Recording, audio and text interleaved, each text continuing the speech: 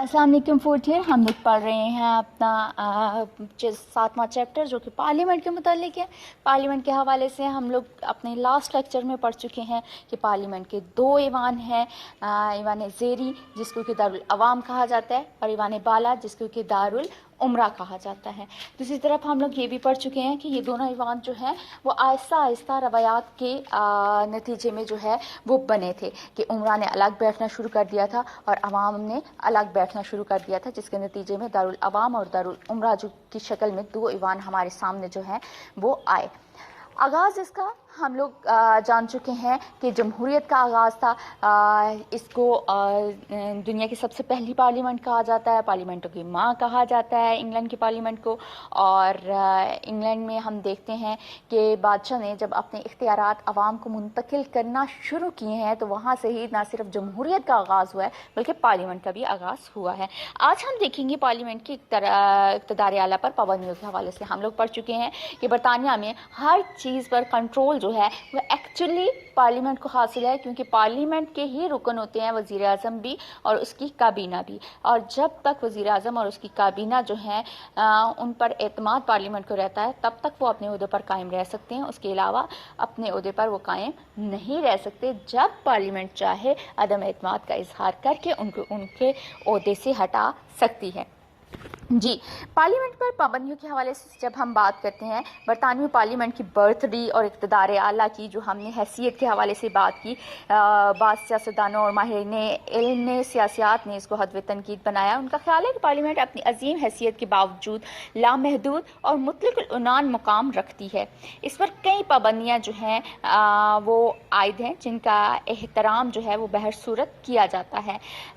जैसे कि सबसे पहले आ जाती हैं इखलाकी पाबंदियाँ। पार्लियामेंट कोई ऐसा कानून नहीं बना सकती जो बरतानवी अवाम के इखलाकी ज़ाब्तों से हम आहंग ना हो। जैसा कि आइवर जेंक्स ने कहा था, if a legislature decides that all blue eyed babies shall be murdered, the preservation of blue-eyed babies would be illegal, but legislature must go mad before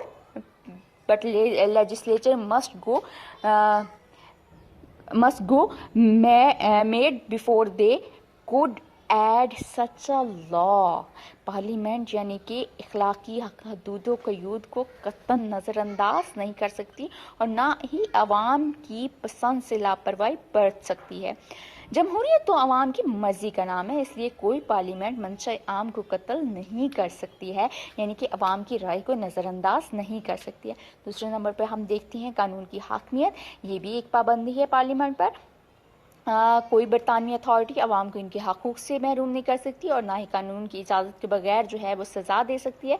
जैसा कि बार्कर ने कहा, sovereignty of parliament and rule of law are interconnected and mutually interdependent, यानी कि ये interconnected है और mutually interdependent है, एक दूसरे के साथ मिलकर जो है वो चलते हैं। इक़्तिदार आला और पार्लियामेंट के रूल्स जो हैं ये उसके अलावा नहीं चलते हैं। पार्लियामेंट बुनियादी हकूक़ के तस्लीम शुदा असूल की नफ़ी करने वाला कानून नहीं बना सकती।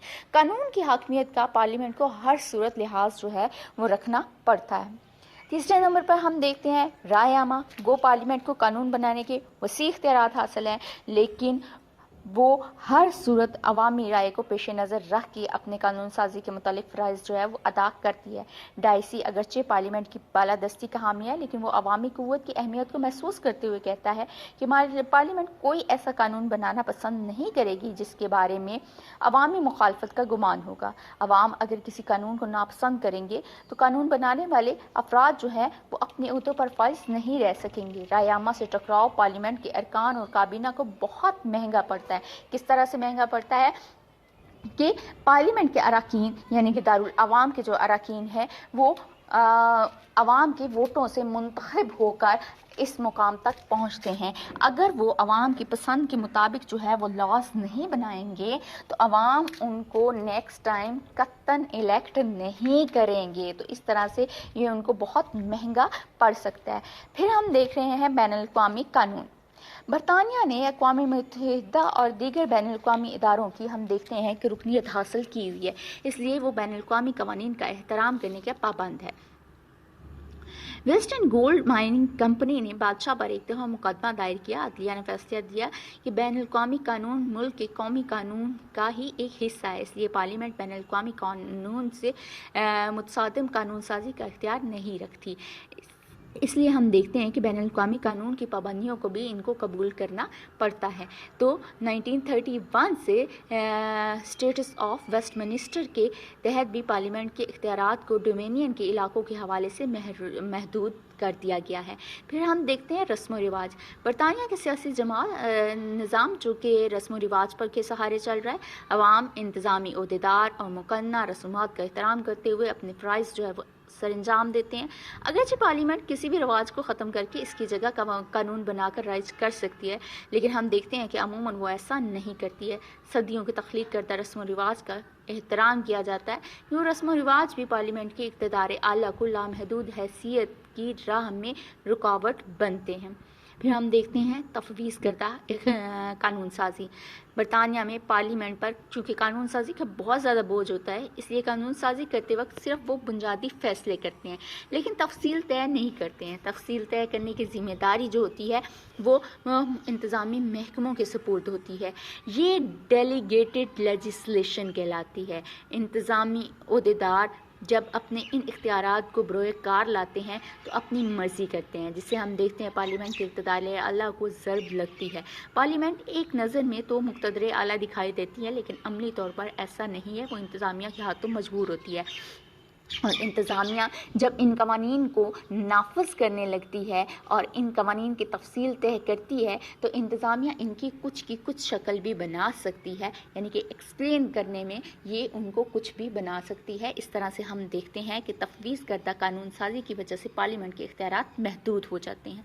फिर हम देखते हैं जी काबीना की आमरीत। बरतानिया निज़ाम में काबीना की आमरीत की इस्लाह खासी वज़नदार है। अमलन पार्लियामेंट इन इख्तियारात की हामिल नहीं जो बज़ाहिर नज़र आते हैं।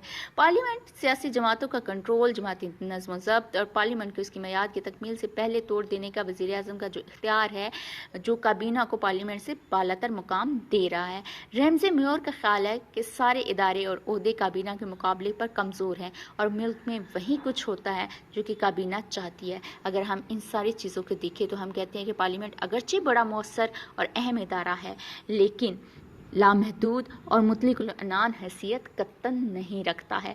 पार्लियामेंट को कानून की हाकमियत, रायामा, बैनुल-अक़वामी असूलों और इखलाकी हदूद का जो ख्याल है वो रखना पड़ता है। दूसरी तरफ हम देखते हैं यूरोपियन इकनॉमिक कम्युनिटी का जनवरी 1973 में बरतानिया जो है वो EECC का रुकन बना, तो इसने कॉमन मार्केट की जानिब से आयद करदा पाबंदियों को कबूल करके पार्लियामेंट के इख्तियारात को मज़ीद महदूद कर दिया।